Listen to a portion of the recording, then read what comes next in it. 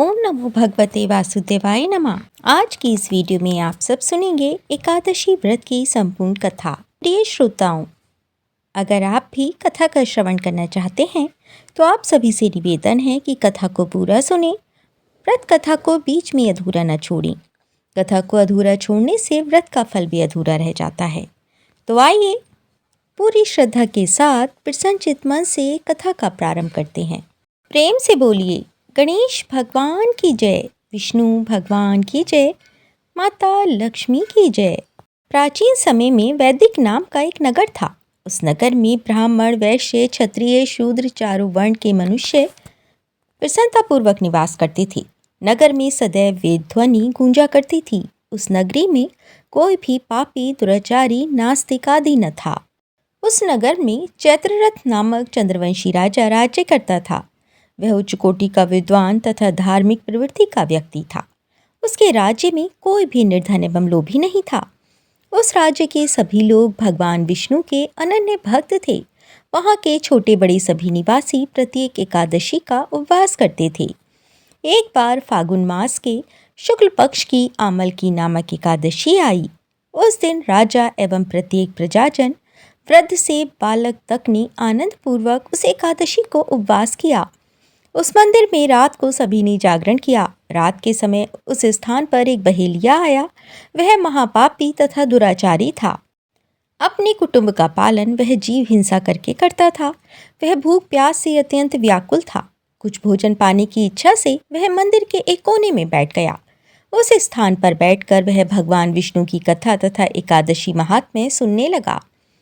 इस प्रकार उस बहेलिये ने संपूर्ण रात्रि अन्य लोगों के साथ जागरण कर व्यतीत की। प्रातःकाल सभी लोग अपने अपने निवास पर चले गए। इसी प्रकार वह बहेलिया भी अपने घर चला गया और वहां जाकर भोजन किया। कुछ समय व्यतीत होने के पश्चात उस बहेलिये की मृत्यु हो गई। हालांकि जीव हिंसा करने के कारण वह घोर नरक का भागी था, परंतु उस दिन आमल की एकादशी व्रत तथा जागरण के प्रभाव से उसने राजा विदुरथ के यहाँ जन्म लिया।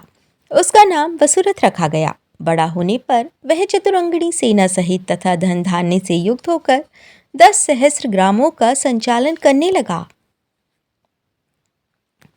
एक समय राजा वसुरथ शिकार खेलने के लिए गया। दैवयोग से वन में वह रास्ता भटक गया और दिशा का ज्ञान न होने के कारण उसी वन में एक वृक्ष के नीचे सो गया।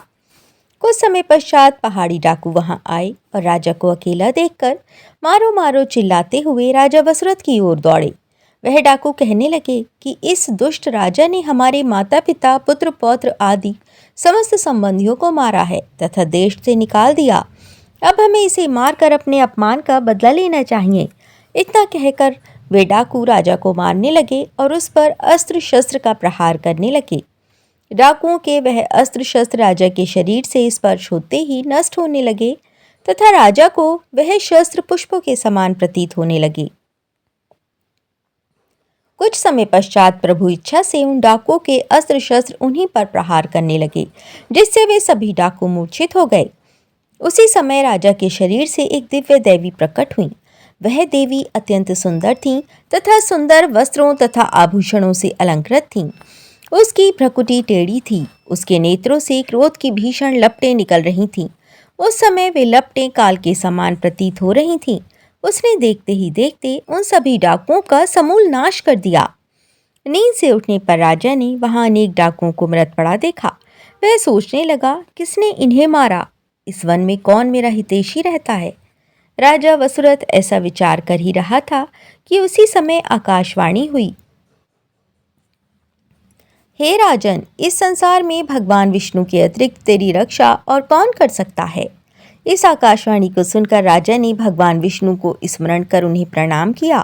तत्पश्चात अपने नगर को वापस आ गया और सुखपूर्वक राज्य करने लगा। महर्षि वशिष्ठ ने कहा, हे राजन, ये सब आमल की एकादशी के व्रत का प्रभाव था।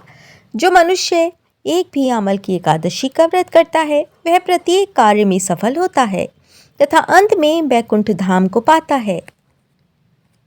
प्रेम से बोलिए विष्णु भगवान की जय, माता लक्ष्मी की जय।